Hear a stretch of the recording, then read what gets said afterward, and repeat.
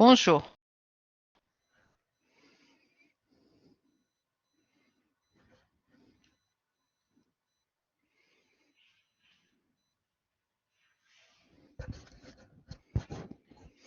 Est-ce que vous m'entendez?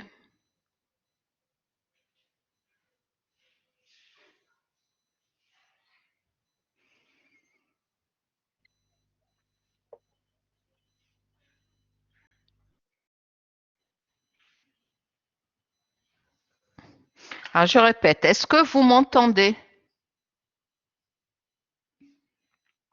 Voilà, bonjour tout le monde. On va démarrer donc pour le TD.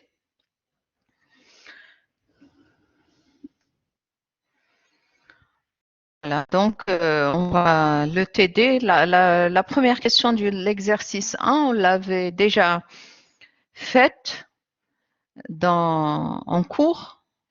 On a calculé la concentration molaire d'une solution saturée de sulfate d'ammonium. Alors, je précise qu'une solution saturée de sulfate d'ammonium, quand il n'y a pas de précision du pourcentage de saturation, c'est une solution à 100% de saturation.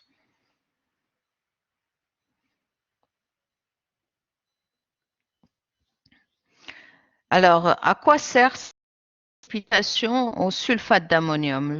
Les précipitations au sulfate d'ammonium servent, elles aident quand on veut purifier une protéine donnée. Ils peuvent être utilisés comme étapes. Et généralement, c'est parmi les premières étapes quand on commence à purifier une protéine. C'est l'une des premières étapes pour purifier une protéine. Alors, ce n'est pas des techniques qui vont vous purifier avec un grand degré de pureté. Pourquoi? Ben, tout simplement parce que lorsque vous avez un mélange de plusieurs dizaines, voire plusieurs centaines de protéines, vous allez précipiter. Et quand vous précipitez, vous savez que votre protéine précipite par exemple à 20 ou 40%. Lorsque vous la précipitez, ben, vous allez précipiter en même temps avec votre protéine d'intérêt, vous allez précipiter d'autres protéines. D'accord? Donc, vous pouvez éliminer une certaine catégorie de protéines qui ne précipitent pas, par exemple, à 40%, qui ne précipitent qu'à 60 ou 80%, mais à 40%, vous allez avoir plusieurs protéines en même temps. Donc, ça ne peut être considéré que comme une étape de purification partielle des protéines. Et généralement, on les utilise en début de purification. Alors, la précipitation, c'est une étape de purification des protéines qu'on. Alors, particulièrement la précipitation fractionnée, ou on l'appelle également précipitation différentielle. Alors, on peut faire une précipitation totale ou une précipitation fractionnée ou une précipitation différentielle. Quelle est la différence?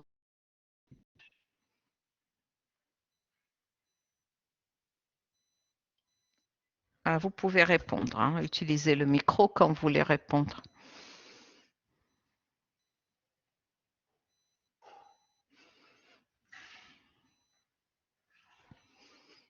Alors, quelle est la différence entre une précipitation totale ou une précipitation différentielle?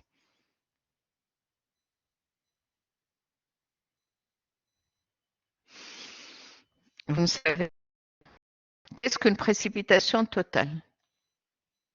On va voir.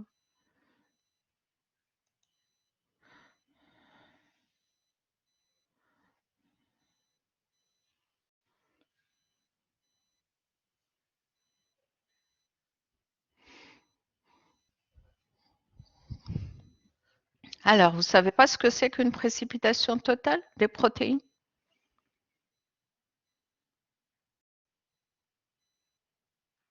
Quand est-ce qu'on va utiliser une précipitation totale des protéines?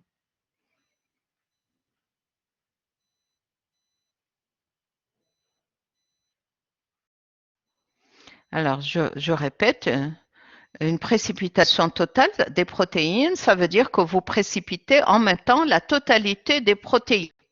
D'accord?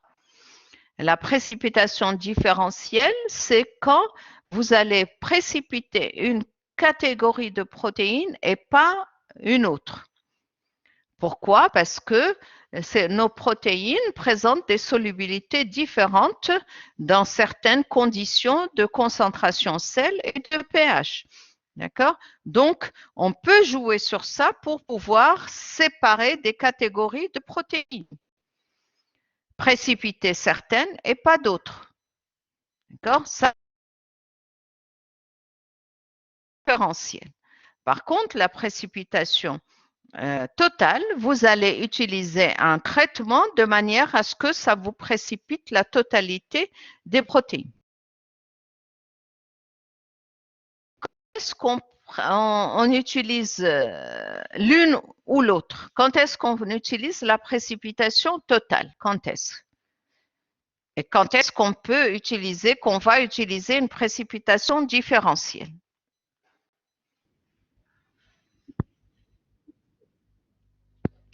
Madame, la précipitation Oui, totale est utilisée quand on séparer les protéines des autres petites molécules, comme les acides aminés, les sucres, par exemple. d'accord, très bien.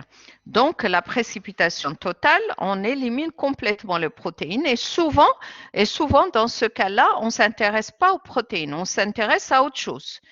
C'est comme les acides aminés, comme certains composés, certains substrats, certains métabolites, on s'intéresse à autre chose que les protéines. Donc, on va précipiter la totalité des protéines. Alors,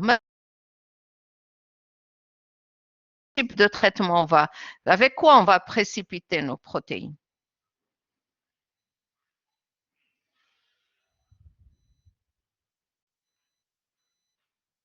Quel type de traitement on va faire?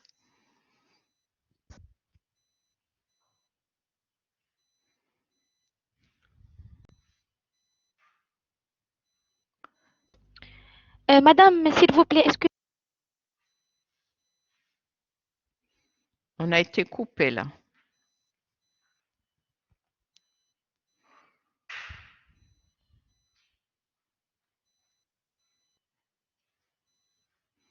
Alors, je répète ma question, quel type de traitement peut-on utiliser si on veut précipiter totalement les protéines? Comment va-t-on procéder?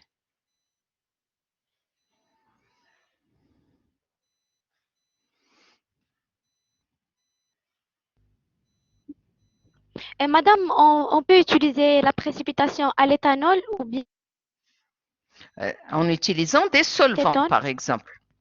Oui, l'acétone, l'éther peuvent, surtout bien la l'éther, plus précipitation efficace. Voilà, plein de composés de solvants organiques peuvent être utilisés pour précipiter nos protéines. oui. D'accord? Par contre, il s'agit de... Et dans ce cas-là, ces composés organiques, souvent, quel est l'effet sur la protéine?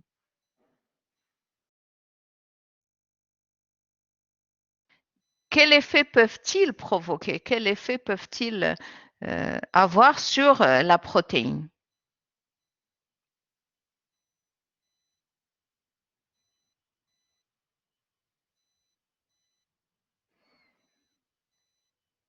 Eh ben, ils peuvent la dénaturer complètement.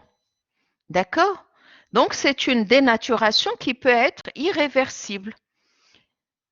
Bon, c'est pas grave si on ne s'intéresse pas à la protéine.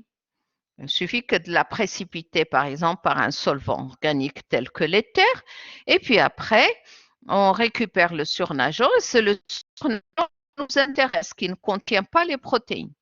À l'inverse, lorsqu'on s'intéresse à la protéine, il est dans notre intérêt de garder la protéine active sous sa forme tridimensionnelle. Dans sa forme tridimensionnelle, native. On ne va pas précipiter de manière très forte. On ne va pas utiliser des solvants qui vont dénaturer d'une manière irréversible notre protéine. Et le composé qui est le plus souvent utilisé, c'est bien sûr le sulfate d'ammonium. Alors, comment agit ce sulfate d'ammonium sur la protéine? Il va les précipiter, d'accord, mais pourquoi il va les précipiter?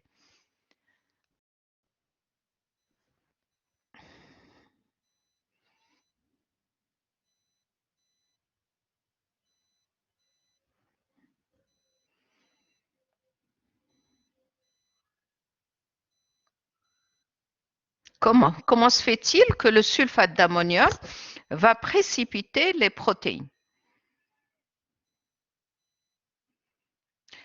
On revient, précipiter une protéine, ça veut dire la rendre soluble, insoluble.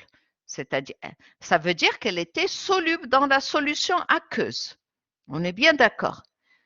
Elle était soluble dans la solution aqueuse. En précipitant, ça veut dire qu'elle devient insoluble dans la solution aqueuse. Avant, pourquoi elle était soluble?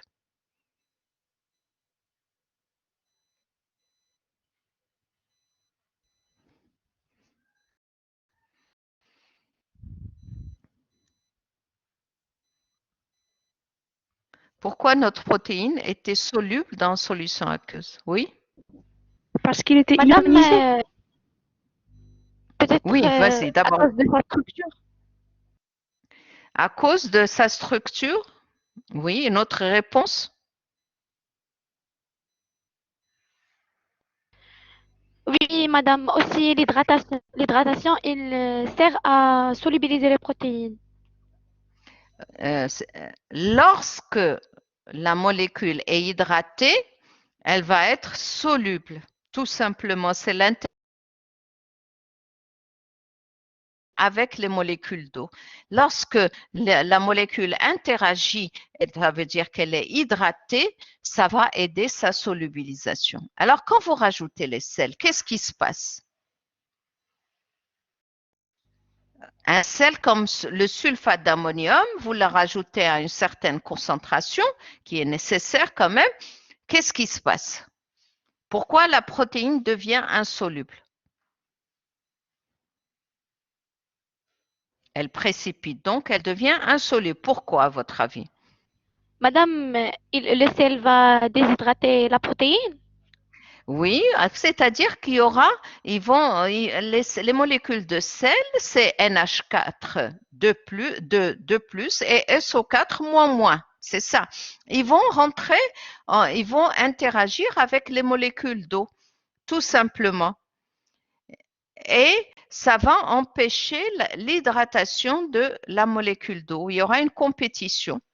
D'accord? Donc, ça va en quelque sorte empêcher l'hydratation, diminuer l'hydratation de la molécule d'eau et ça aboutit à une précipitation de la protéine. D'accord? Ce n'est pas à proprement dit une dénaturation.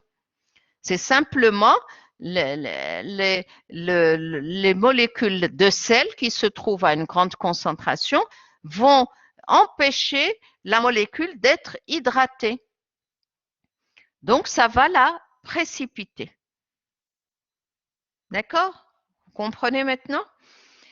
Maintenant, pour resolubiliser votre molécule, il faut éliminer. Il suffit d'éliminer les molécules de sel et la molécule redevient soluble en solution. D'accord? Alors maintenant, la première question, on l'a déjà calculée. On va la revoir rapidement. Donc, je passe sur le corrigé. Voilà, la première solution, on vous dit calculer la concentration molaire d'une solution saturée de sulfate d'ammonium.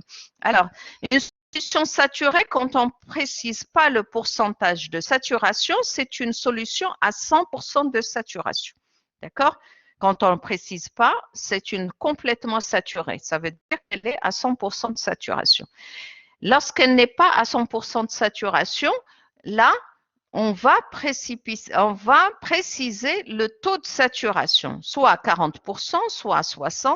Dès que c'est inférieur à 100%, on précise le taux de saturation. Donc, une solution,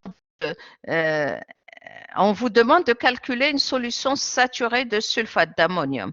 Alors, la concentration molaire d'une solution saturée de sulfate d'ammonium. Alors, une solution, d'après le tableau, une solution saturée de sulfate d'ammonium, c'est une solution, on prend, comment on la prépare? On prend 1 litre d'eau, 1000 millilitres, et on rajoute, bon là c'est marqué 706, donc vous l'effacez, vous mettez, comme on l'a pris dans le tableau de saturation, 697 grammes de sulfate d'ammonium. Alors, pour obtenir une solution saturée de sulfate d'ammonium, on prend 1 litre d'eau distillée, et on rajoute dedans on rajoute 697 grammes. Alors, qu'est-ce qui se passe quand vous rajoutez? Vous rajoutez le sulfate d'ammonium. Alors, Zakaria, où? C'est quoi où?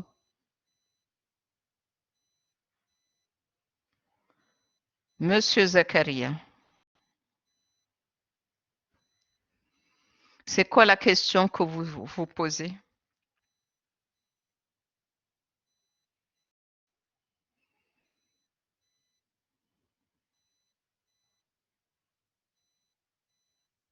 Bon. Alors, quand vous posez une question, posez-la complètement, que tout le monde puisse profiter de la réponse, de la question, bien sûr, et de la réponse. Alors, je répète, on prend 1 litre d'eau et on rajoute dedans sulfate d'ammonium. Qu'est-ce qui se passe? On constate que le volume augmente. Le volume de notre solution n'a plus que 1 litre, on aura une augmentation du volume. Pourquoi cette augmentation de volume? Ben, tout simplement, en solution, le sulfate d'ammonium va se dissocier en SO4 2- et NH4. NH4, bon, ce 4, il ne doit pas être là, il doit être en bas.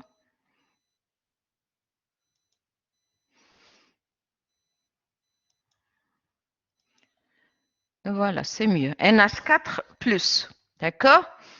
Donc, ce sont des ions qui vont s'entourer d'une enveloppe d'hydratation. Il va y avoir une interaction entre ces ions et les molécules d'eau. C'est ce qu'on appelle une enveloppe d'hydratation. Cette enveloppe d'hydratation, elle aura un volume, puisque c'est des liaisons qui vont occuper de l'espace. Donc, ce volume occupe un volume qui est plus important que la forme de sel, c'est-à-dire quand il est sous forme de cristaux. Alors, cette augmentation de volume est traduite par le volume spécifique. Alors, le volume spécifique, c'est quoi? C'est l'augmentation de volume exprimée en millilitres provoquée par l'ajout de 1 gramme de sel. D'accord?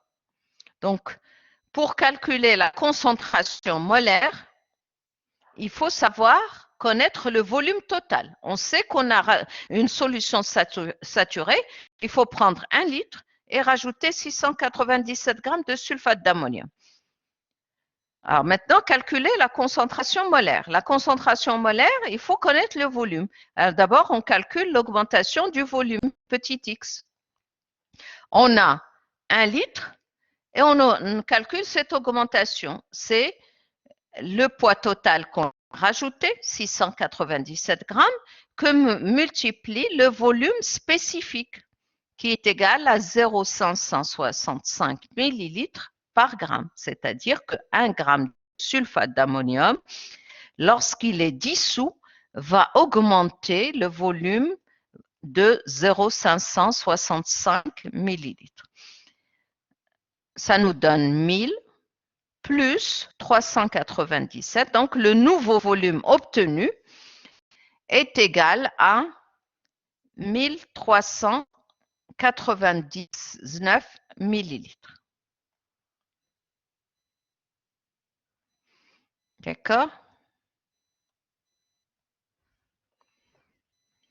Maintenant, à partir de ce volume, on peut calculer la concentration massique, poids que divise le volume, toujours, ça, c'est la masse dissoute, que divise le volume total, ça nous donne 0,5 g par ml ou 500 g par litre. Donc, une solution saturée de sulfate d'ammonium correspond à une concentration massique de 0,5 g par millilitre ou de 500 g par litre. À partir de la concentration massique, alors, c'est quoi la faute d'orthographe? Ah, Monsieur Zakaria, d'accord, très bien. Donc, calculer la concentration molaire. Vous avez donc la concentration molaire, c'est la concentration massique sur la masse moléculaire. D'accord? Et ça vous donne donc une concentration molaire d'une solution saturée de sulfate d'ammonium qui est égale à 3,79 molaires. D'accord? Voilà, on revient à la deuxième question. Pas de question pour la première? On passe donc à la deuxième si vous n'avez pas de question. La deuxième question, c'est vous avez calculé à 0 degré,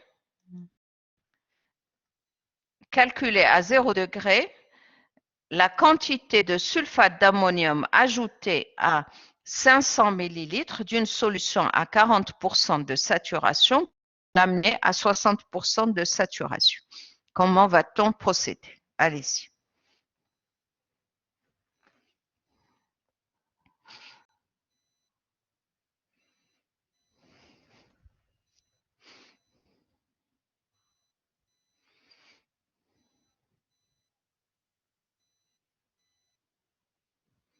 Alors, une proposition?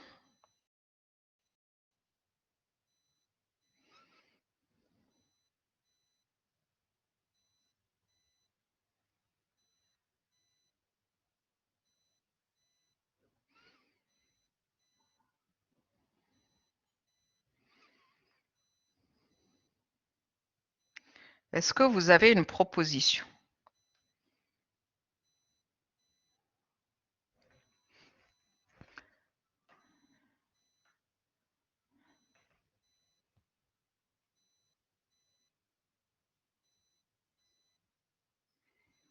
Ah, on regarde le tableau de saturation.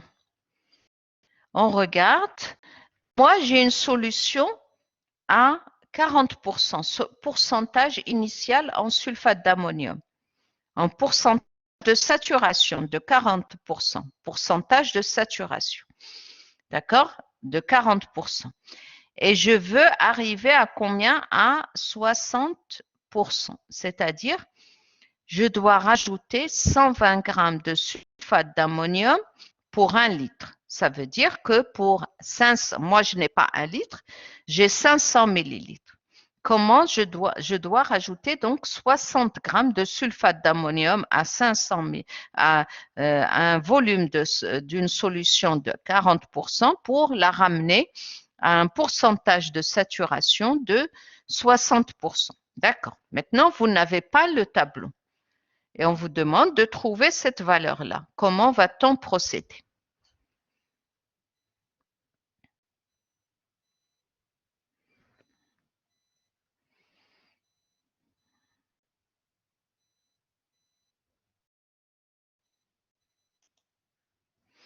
Comment va-t-on procéder pour calculer la quantité de sulfate d'ammonium? Petit m qu'on va noter petit m étant la quantité de sulfate d'ammonium qu'il faut rajouter à 500 millilitres d'une solution saturée à 40% pour l'amener un taux de saturation de 60%.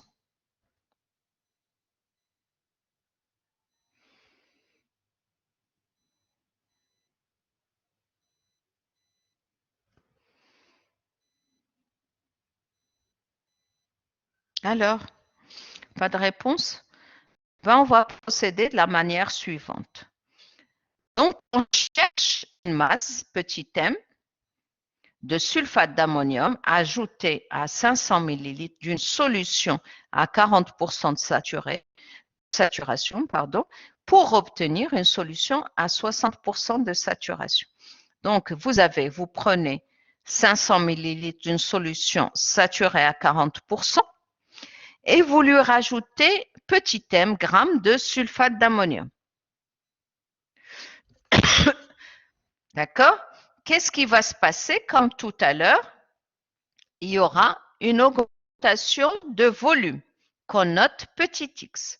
Donc, on aura un volume total égal à 500 ml qu'on avait au départ, plus x ml.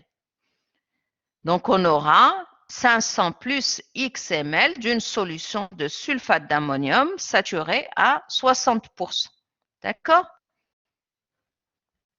On sait, on l'a calculé dans la première étape, on sait qu'une solution saturée, entre parenthèses, saturée, ça veut dire qu'elle est à 100%.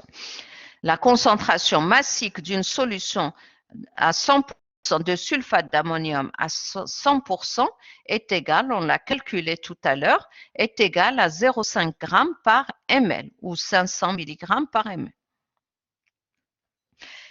Donc, je peux avoir la concentration massique d'une solution à 40%. La concentration massique d'une solution de sulfate d'ammonium à 40%, c'est la concentration massique d'une solution saturée, d'une solution de sulfate d'ammonium à 100% de saturation que multiplie 40, que divise 100. 40%. D'accord? Donc, ce qui revient à multiplier cette concentration par 0,4. D'accord? De même, la concentration massique d'une solution à 60% de saturation, je peux de la même manière, elle est égale à la concentration massique d'une solution à 100% de saturation, complètement saturée, que multiplie 60, que divise 100, ça veut dire que multiplie 0,6. D'accord? Donc, j'ai les concentrations massiques de la solution à 40% et les concentrations massiques de la solution à 60%. Alors, par ailleurs, le volume petit x, c'est le volume qui se rajoute. Lorsque je rajoute petit m, la quantité que je dois rajouter de sulfate d'ammonium pour amener une solution de 40 à 60%. Donc, le volume additionnel petit m, c'est quoi? Comment je peux le calculer? Il est fonction de le x est fonction de petit m. M étant petit m étant la masse de sulfate d'ammonium que je dois rajouter à la solution à 40%.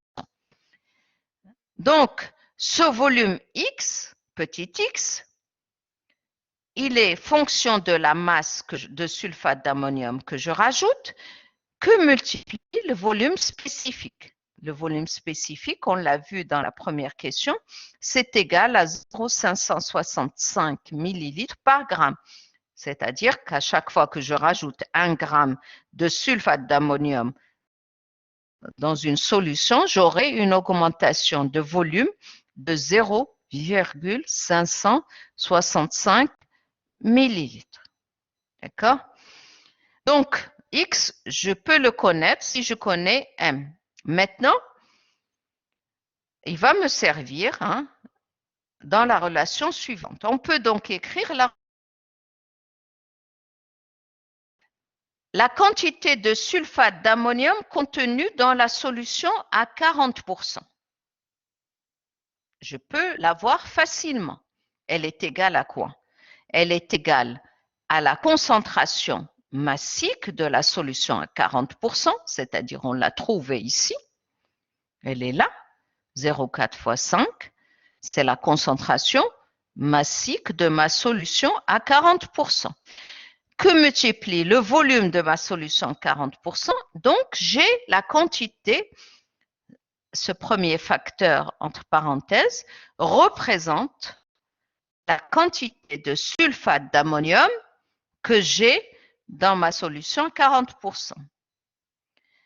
Et quand je lui rajoute petit m, je vais avoir une solution à 60%. D'accord? Maintenant, je regarde ma solution à 60%. D'accord? Je calcule la quantité de sulfate d'ammonium contenue dans la solution à 60%. Alors, qu'est-ce que j'ai fait pour obtenir ma solution à 60%? 500 ml d'une solution à 40%. Je lui rajoute petit m. J'aurai une augmentation de volume. D'accord? Donc, petit m fois le volume spécifique me donne l'augmentation du volume, c'est-à-dire X ici. 500 plus X me donne le nouveau volume de ma solution, 60%. Donc, j'ai le volume, je le multiplie par la concentration massique de la solution à 60%. Elle est toujours égale à 0,6 que multiplie 0,5. Et je vais, si je multiplie le volume par la concentration massique, j'aurai donc la quantité de sulfate d'ammonium, la masse de sulfate d'ammonium dissoute dans ma solution à 60%. Donc, à partir de cette équation à une seule inconnue, je peux tirer petit m et je trouve que petit m est égal à 60,1 g. Et ma valeur qu'on avait trouvée dans le tableau tout à l'heure, on avait trouvé 120 grammes pour 1 litre, mais comme on a 500 millilitres, on aurait besoin de 60 grammes pour passer d'une solution à 60% de saturation. Voilà. Est-ce que vous avez une question concernant cette deuxième partie de l'exercice?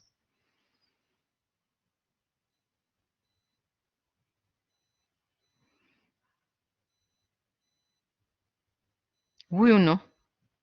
Est-ce que c'est compris d'abord?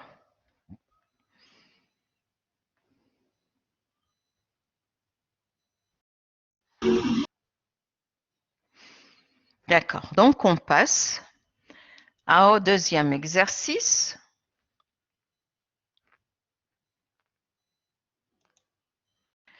Voilà. Alors, ce tableau-là, vous pouvez vous amuser à calculer.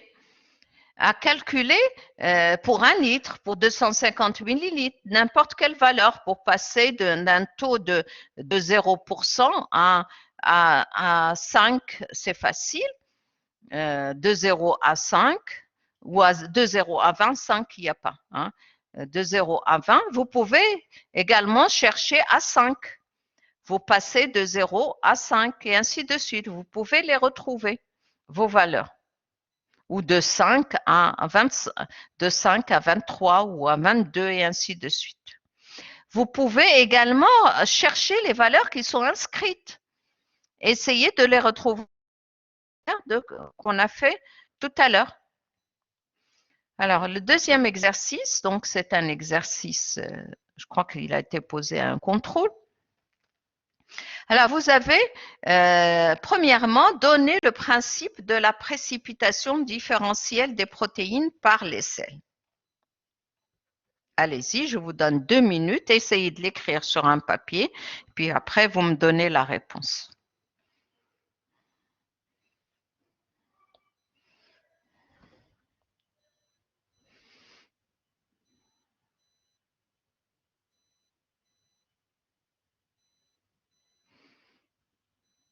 Alors, c'est quoi la précipitation différentielle? le principe de la précipitation différentielle.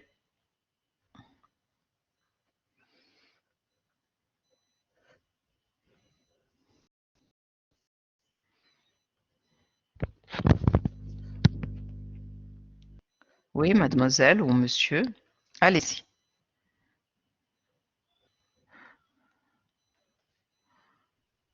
Madame, Oui, la précipitation différentielle, il préserve l'intégrité fonctionnelle des protéines. ça c'est la conséquence. Est-ce que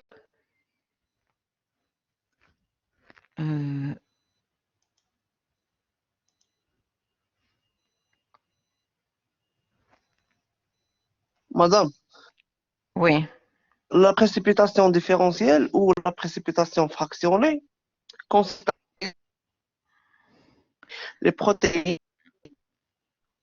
Elle est basée sur le fait que les conditions ioniques ou de pH qui rendent les protéines insolubles varient pour chaque espèce de protéine. d'accord, très bien, je suis d'accord avec toi.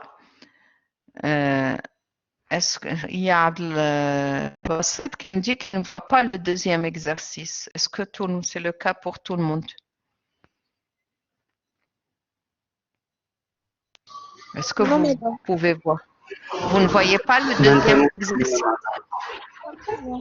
C'est mieux, madame, maintenant. C'est mieux, d'accord, très bien. Au fait, je l'avais. Alors, donc on va se baser sur les propriétés des protéines qui sont différentes d'une protéine à l'autre. Certaines protéines précipitent à certaines conditions en sel, en pH, d'autres ne vont pas précipiter dans les mêmes conditions. D'accord? Donc, on va se baser sur cela pour précipiter certaines et ne pas précipiter l'autre. D'accord? Donc, on va avoir une définition. Alors, cette procédure ou cette technique de précipitation différentielle est employée. Vous voyez là, je partage avec vous le document. Est employée pour séparer une protéine d'intérêt d'autres protéines contaminantes dans une solution contenant un mélange complexe de protéines. Donc, on part d'un mélange complexe de protéines et on s'intéresse à une catégorie de protéines. Ces techniques utilisent donc la solubilité différentielle des protéines. C'est-à-dire, c'est quoi la solubilité différentielle des protéines? Ça veut dire que les protéines ne sont pas solubles dans les mêmes conditions. Certaines protéines sont solubles dans certaines conditions. Alors, si vous prenez les mêmes conditions, d'autres protéines ne vont pas être solubles dans ces conditions. D'accord? Les conditions, bien sûr, composition en sel, pH et ainsi de suite. Donc, on va se baser sur cela. Utilise donc cette technique de précipitation différentielle, utilise la solubilité différentielle des protéines. Comme chaque protéine est plus ou moins soluble selon sa composition, on peut les séparer en fonction de tendance à précipiter plus ou moins quand on change la composition en sel de la solution qui les contient. D'accord? Donc, on va se baser, elles vont soit précipiter, soit ne pas précipiter si on change la composition, surtout les sels. Hein. Le pH, ça peut aider, bien sûr, mais surtout les sels quand on change la composition en sel de la solution. D'accord?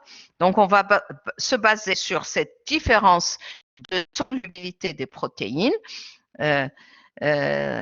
Chaque protéine va être plus ou moins soluble en fonction, bien sûr, de sa composition en acides aminés. Et donc, on va les séparer en fonction de leur tendance à précipiter plus ou moins quand on change la composition en sel de la solution qui les contient. D'accord? Alors maintenant, on repasse toujours à l'énoncé. Qu'est-ce qu'il dit cette deuxième question? Une solution aqueuse contient 2 protéines.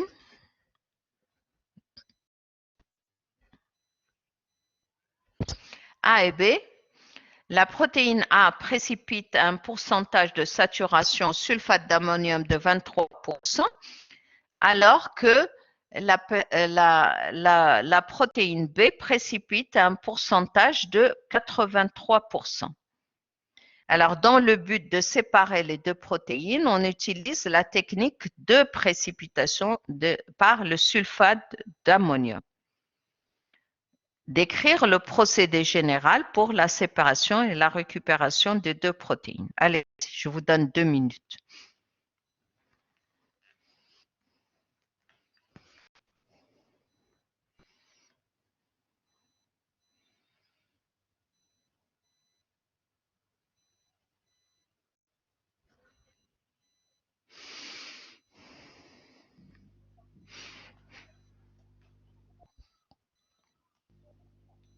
Madame, Oui, allez-y.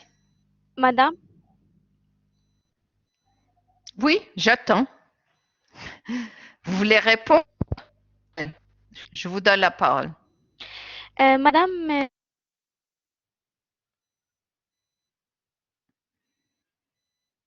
Et c'est entrecoupé, hein, votre voix.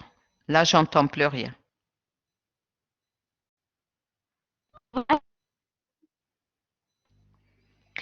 Allez-y, mademoiselle.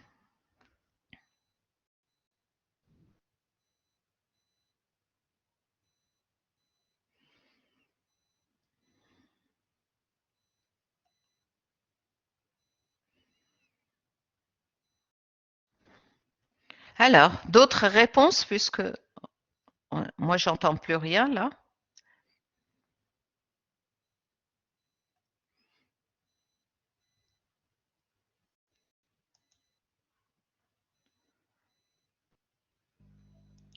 madame, vous m'entendez? Oui, allez-y, maintenant j'entends. Madame, tout d'abord, on va ajouter à notre solution aqueuse qui contient les 2 protéines A et B, le sulfate d'ammonium jusqu'à atteindre une saturation de 23%. Et après Oui. la récupération de notre protéine A, on va ajouter encore une fois le sulfate d'ammonium jusqu'à atteindre une saturation de 83% et on va récupérer la protéine B. D'accord. Comment vous allez récupérer la protéine A et B? Madame, par centrifugation. Ça, il ne faut pas oublier de le dire. D'accord? Donc, je répète ce que vous avez dit. On a un mélange de protéines A et B. On sait que l'une précipite à 23% et l'autre à 83% de saturation. Donc, on calcule de manière combien il faut rajouter pour obtenir un taux de saturation de 23%. Et on rajoute le sulfate d'ammonium à notre mélange de la protéine A va précipiter, on procède ensuite à une centrifugation, d'accord? La protéine A sera contenue dans le culot, elle va descendre, elle va précipiter, donc on peut la récupérer par centrifugation. Le surnageant va contenir la protéine B. On récupère le surnageant et là, on va faire notre calcul. On mesure le volume du surnageant, bien sûr, il faut avoir une idée du volume du surnageant. Et on calcule de manière à obtenir un taux de saturation de 83%. Là, notre protéine B va précipiter, on procède à une centrifugation et on récupère le culot qui contient la protéine B. D'accord? Voilà, donc maintenant, la question que je vous pose, c'est comment récupérer comment solubiliser nos protéines A et B.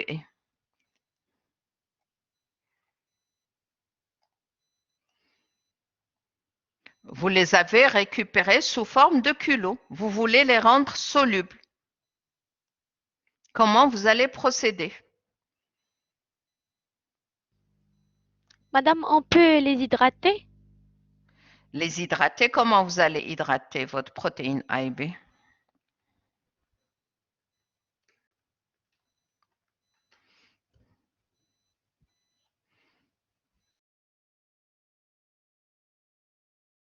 L'hydratation, elles sont précipitées. Ça veut dire qu'il y a quelque chose qui empêche l'hydratation de votre protéine. C'est qui empêche l'hydratation des protéines? On l'a dit tout à l'heure. Madame, on va enlever le sulfate d'ammonium. Absolument, c'est le sulfate d'ammonium qui est responsable qui empêche l'hydratation parce qu'il interagit, qu'il empêche l'hydratation de la protéine A et B. Donc, il faut l'enlever. Comment va-t-on l'enlever?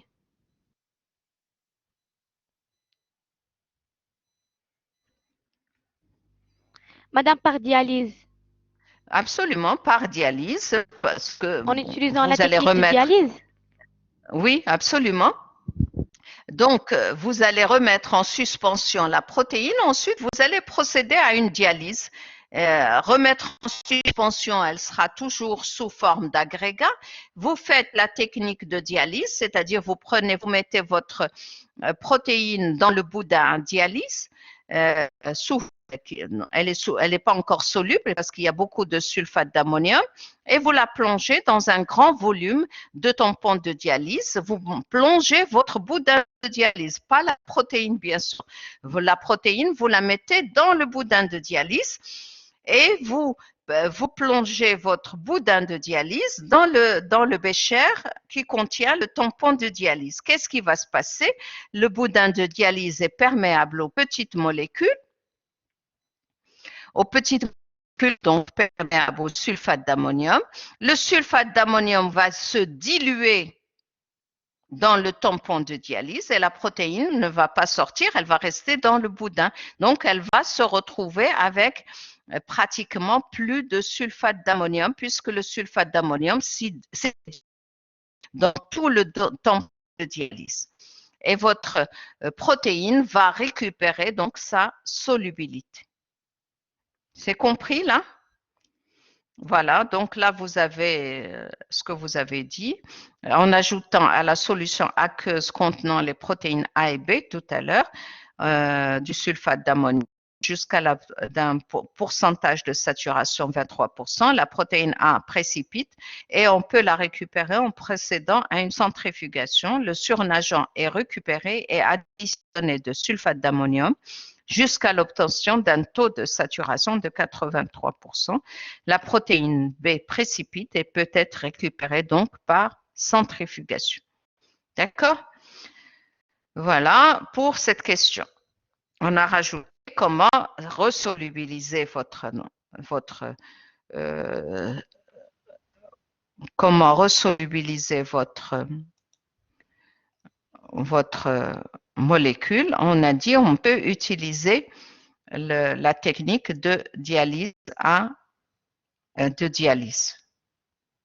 en utilisant un grand volume quand même de tampons de dialyse pour que le sulfate d'ammonium sorte et se dilue dans le grand volume de tampons de dialyse. Alors, on arrive à la question petit b. Après précipitation de la protéine, on recueille un volume de 200 ml contenant la protéine. Calculez la quantité de sulfate d'ammonium ajoutée pour précipiter la protéine B. Donc, là, on vous demande de calculer. Vous avez un volume, vous avez récupéré après centrifugation, vous avez récupéré un volume de 200 millilitres qui contient la protéine B. On vous demande de calculer la quantité de sulfate d'ammonium qu'il faut rajouter au surnageant pour précipiter la protéine A. C'est-à-dire il faut passer d'un taux de saturation de 23% à un taux de saturation à 83%. Comment on fait? Allez-y, comme on a fait tout à l'heure, je vous donne un peu de temps pour faire le calcul. Première question. Il y a simplement les pourcentages de saturation qui changent et le volume qui change. Allez-y, faites le calcul.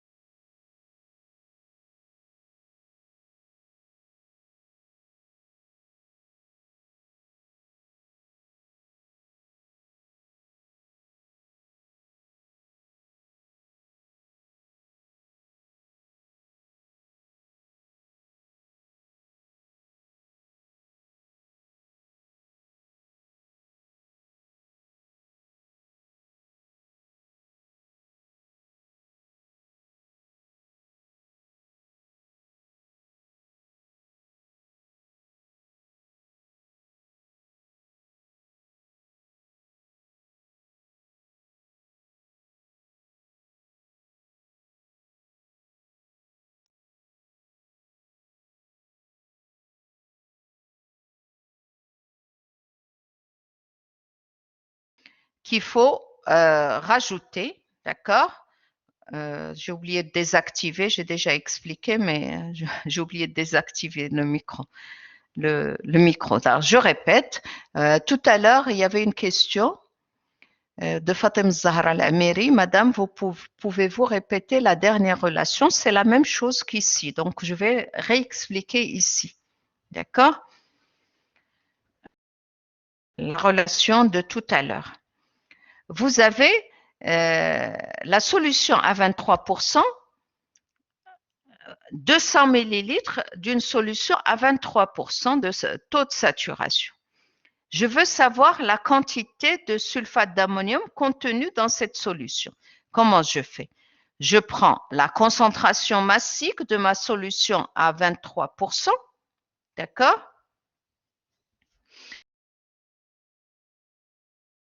Quoi?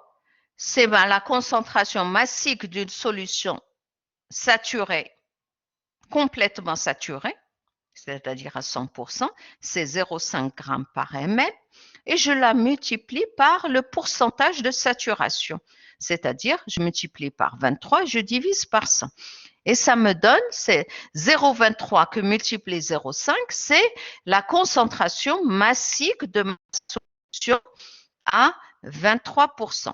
Si je multiplie cette concentration massique par le volume de ma solution A, que multiplie 200, j'aurai la quantité de sulfate d'ammonium contenue dans 200 millilitres d'une solution à 23%.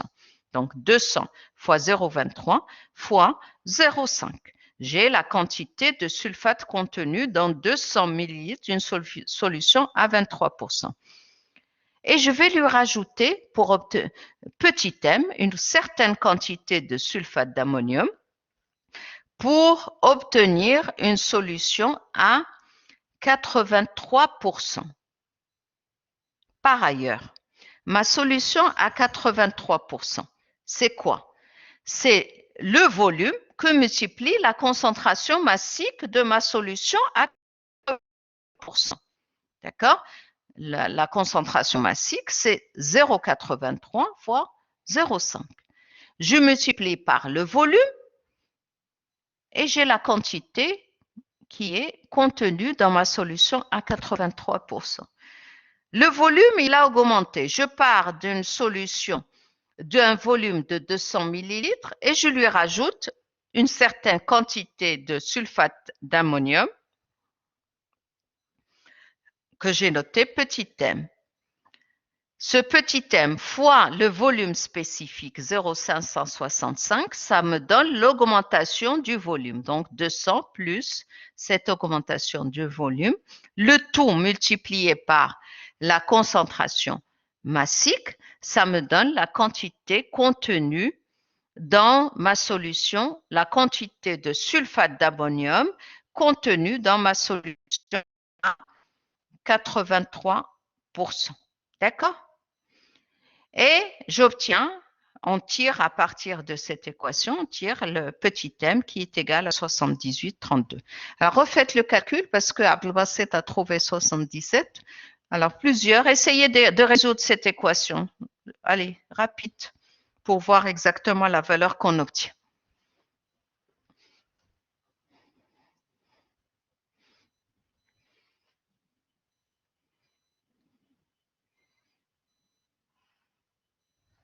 Tirez petit m à partir de l'équation.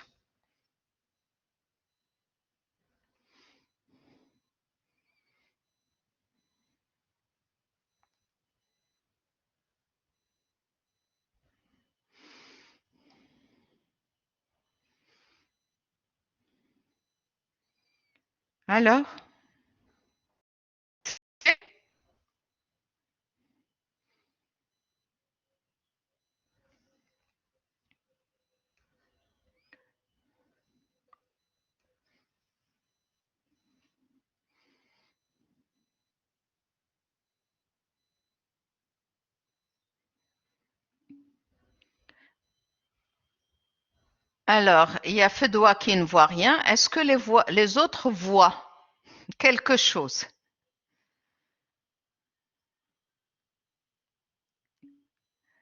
Fatem Zahra Al-Amiri. Abdelbasset, est-ce que tu vois quelque chose? Ben oui, Abdelbasset voit, Petit Sam ne voit rien. Alors, Kautar qui me dit actualise, qui dit à ses copains d'actualiser. On voit rien. Madame, Est-il que certains... Oui, allez-y. madame, on voit juste l'exercice 2. L'exercice 2, Oui, l'énoncé ou le corriger? l'énoncé. Alors, on va donc, je vais arrêter le partage parce que moi, je suis passée sur voilà, je vais arrêter, je vais revenir sur je vais repartager. D'accord, très bien. Voilà.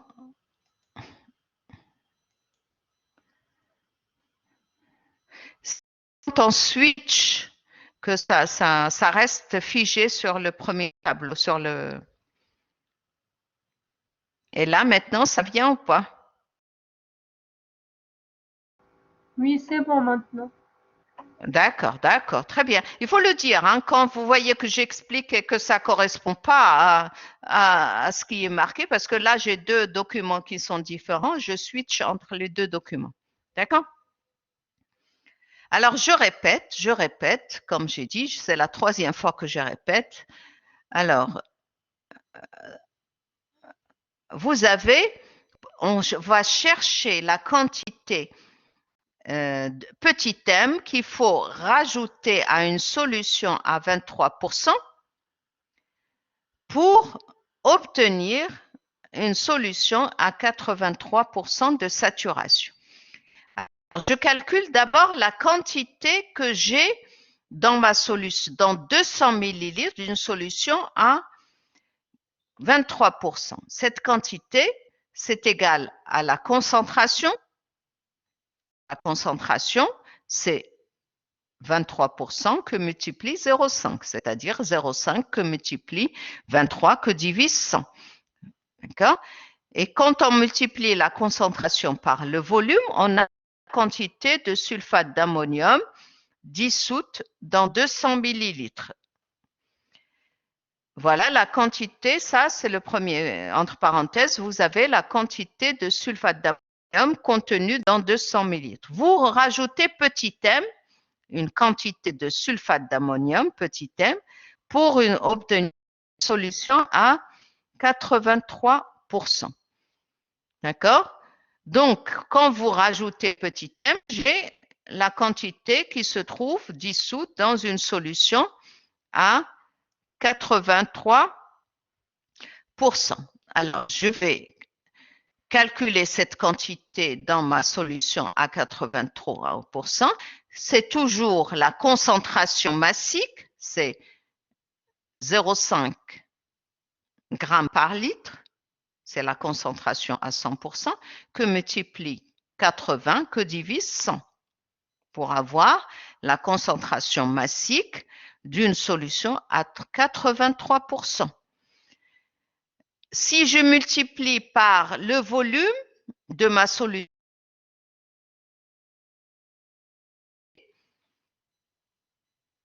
de sulfate, la quantité totale de sulfate d'ammonium contenue dans ma solution à 83%.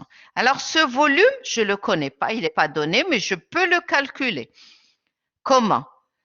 De la manière suivante, j'ai 200 millilitres au départ. J'ai rajouté petit m. Le volume a augmenté. De combien il a augmenté? Je peux le calculer, c'est petit m fois le volume spécifique. Donc 200 plus l'augmentation du volume. Le tout multiplié par la concentration massique de la solution à 83%. Donc, ça me donne la quantité totale qui existe dans une solution à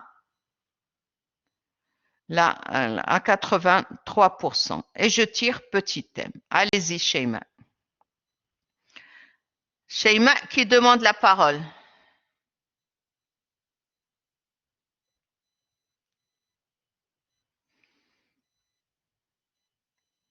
Alors, Abdelbasset a trouvé toujours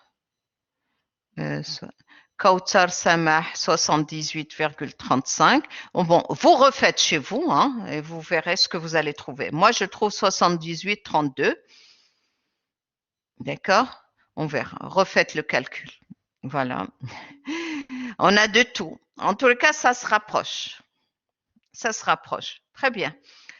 Voilà, d'autres questions concernant cet exercice? On va passer à l'exercice numéro 3. Alors, je vais arrêter le partage et je vais revenir sur l'énoncé pour que vous puissiez avoir l'énoncé. Voilà. Et je partage.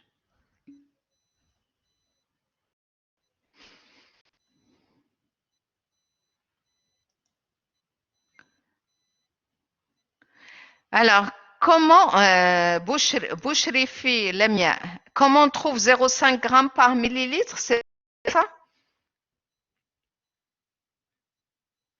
0,5 g, on l'a calculé, elle est dans les données.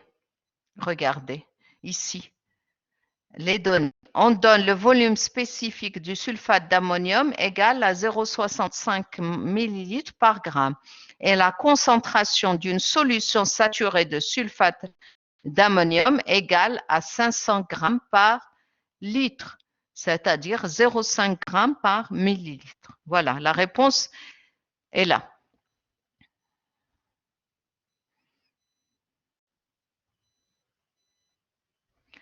Voyez le partage là? Vous l'avez l'énoncé de l'exercice. L'exercice 3. On étudie donc par dialyse à l'équilibre la liaison d'un colorant qui est le paradimethyle-aminobenzène azophényl-lactoside avec un anticorps. Donc, c'est la liaison d'un ligand sur une protéine. On vous donne l'anticorps, c'est-à-dire la concentration des protéines dans le compartiment 1. Donc, on va mettre le compartiment 1, on va mettre la protéine, c'est-à-dire l'anticorps, dans un récipient à dialyse. Cette concentration de l'anticorps est de 1,17-10,5 molaires, mol par décimètre cube. Décimètre moins 3, c'est décimètre cube. D'accord? Pour différentes concentrations initiales de colorants, on mesure à l'équilibre la concentration molaire du colorant, du ligand, dans le compartiment A et B.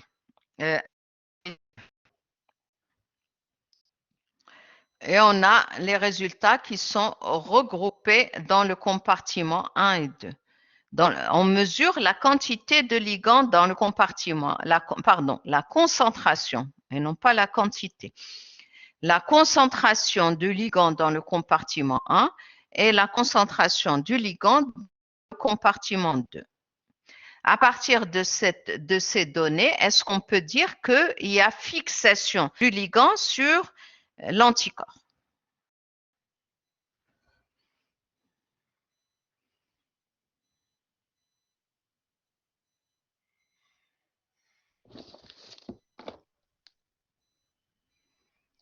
Oui, madame. Il y a une Oui, fixation. pourquoi? Pourquoi? Oui, il y a madame. fixation. Il y a Parce que fixation. la Parce que concentration un est d'eau. supérieur par rapport au compartiment. D'accord. Absolument. C'est que dès que vous voyez que dans le compartiment où se trouve la protéine, vous avez des concentrations qui sont supérieures aux concentrations de l'autre compartiment qui ne contient pas la protéine, là, vous pouvez dire qu'il y a fixation. Donc là, on peut dire qu'il y a fixation. Alors, les questions, c'est déterminer graphiquement la constante d'association du complexe PELAC, anti-PELAC, donc le colorant ligand sur anticorps. Alors, comment on va déterminer graphiquement la constante d'association.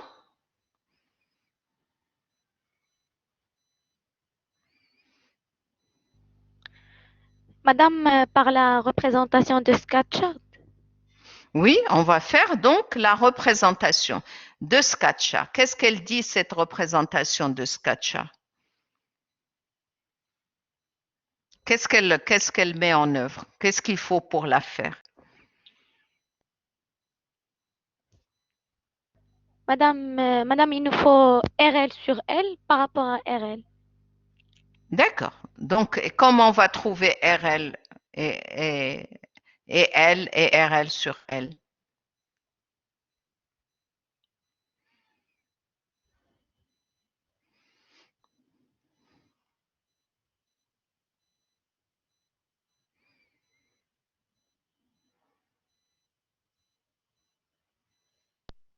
Le compartiment supérieur est constitué l'élégant lié et libre. Oui, le compartiment 1 contient le RL, c'est-à-dire la partie fixée au ligand, plus L. Et le compartiment 2 ne contient que L, étant donné... Que L, oui. Oui, absolument. Et étant donné que la concentration du ligand libre dans 1 et 2 sont égales. D'accord? En faisant, là, vous avez dans le compartiment 1, vous avez RL plus L. Et dans le compartiment 2, vous avez que L. En faisant compartiment 1 moins compartiment 2, vous allez obtenir donc RL. On passe à la correction. Donc, je repartage la correction avec vous.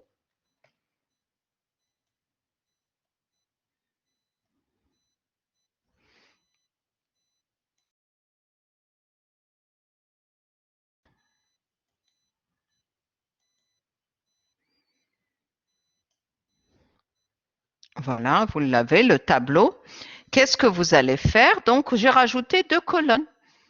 Vous avez le compartiment, j'ai repris les valeurs de tout à l'heure, c'est les mêmes, compartiment 1 et 2, et on calcule RL. RL, c'est RL plus L moins L. Et vous avez donc RL, vous faites 1,277 10-5 moins 359 10,5. Et vous avez donc les valeurs pour toutes les différentes manipulations que vous avez faites. Et après, vous avez L ici, RL là, vous calculez le rapport RL sur L. Donc, qui n'a pas d'unité, bien sûr, c'est molaire sur molaire, ça n'a pas d'unité. Et RL s'exprime en molaire, en molarité. D'accord? Donc, vous pouvez, avec ces valeurs, nous pouvons faire donc la représentation de Scatchard qui est là. Vous avez RL en fonction de RL sur L en fonction de RL. Et vous mettez les différents points, vous les mettez, vous constatez qu'ils sont alignés, vous passez une droite, d'accord? Et vous pouvez calculer la pente de cette droite, c'est égal à moins KA, est égal à moins 1 sur KD. D'accord? Donc, la constante de dissociation ou la constante d'association, vous pouvez les calculer à partir de la pente de la courbe. Alors, comment on calcule la pente? En choisissant 2 valeurs sur la courbe ici. D'accord? Y2 moins Y1 sur X2 moins X1. D'accord? C'est ça. Et vous calculez, vous avez la pente. Donc, la pente, c'est Y2 moins Y1 et sur X2 moins X1, c'est égal à moins 1 sur KD ou bien égal, je peux égal à moins KA.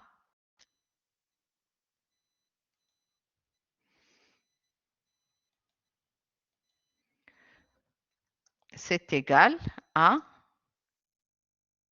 K1 moins KA.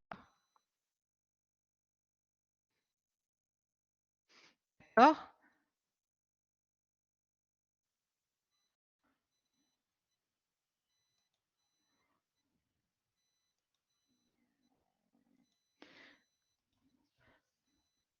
Alors, vous pouvez prendre n'importe quelle valeur, celle qui vous arrange. D'accord? Donc, j'ai pris cette valeur-là, vous pouvez quelle valeur de Y ou Y1, 2 et Y1. D'accord? Et vous pouvez tirer donc votre KD. Donc, vous trouvez une valeur de KD égale à 0,4910 moins 5 molaires. Le KD s'exprime en molarité, bien sûr, et le Ka en molaire moins 1. D'accord? Pas de questions pour cette partie? Non, c'est clair? Voilà. À partir de la courbe, vous pouvez également tirer on l'a vu en cours, tirer petit n. Le nombre de sites récepteurs petit n, qu'on note petit n de l'anticorps anti-PELAC, peut être calculé à partir de la courbe. Pour comment le point d'intersection entre la droite tracée et l'axe des assises correspond à n fois la concentration totale des protéines, c'est-à-dire de l'anticorps.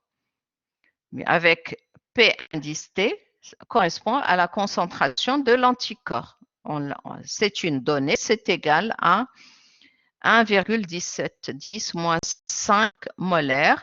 Donc, vous extrapolez, vous continuez votre droite, elle va couper un point à ce niveau, ce point égale à n fois la concentration des protéines.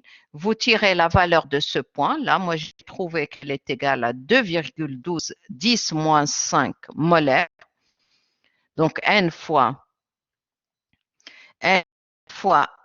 P est égal à 2,1210 moins 5. Alors, il vaut mieux que je mette l'unité quand même. Molaire.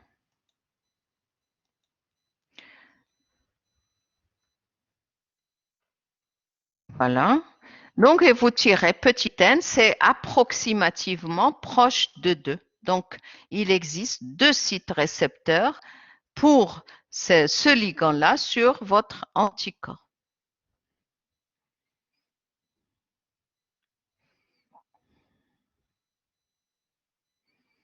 D'accord?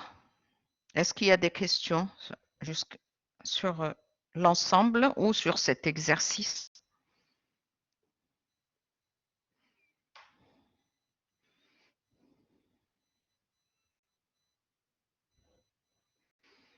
C'est compris là? Pas de questions? Alors, ce que vous devez faire, c'est refaire bien sûr vos exercices, refaire les tracés. La prochaine fois, je vous demanderai également de tracer l'exercice de ce matin qu'on a vu avec l'hémoglobine et le biphosphoglycérate. Vous faites le tracé, vous calculez les concentrations en molarité, d'accord, pour que vous ayez un peu plus de bain et comprendre comment on fait. D'accord? Voilà. Alors, on se revoit après les vacances pour une séance de cours, ça sera la dernière, et une séance de TD. Voilà. Pas de questions là? D'accord, merci madame. Très bien. D'accord, merci madame. Allez, bonnes vacances et essayez quand même de travailler un petit peu. Parce que les examens, ça ne va pas tarder, hein, ça sera sûrement au mois de février. Voilà. Allez, bonnes vacances et au revoir. Madame, À vous aussi madame. Oui? Allez, au revoir. Oui, il y a une question? Les TP, c'est cette semaine. Hein? Donc, on va se revoir aussi pour les TP. Les TP, vous aurez les 2 séances sûrement de protéines et de biochimie structurale. Hein. Déjà pour cette semaine. Et la semaine de la rentrée, on essaiera de vous faire des TP de technique. Mais ça sera des TP avec des photos, puisque vous ne pouvez pas venir à la fac pour les effectuer. d'accord, merci madame. Bonnes vacances. Voilà. Allez, au revoir. Au revoir.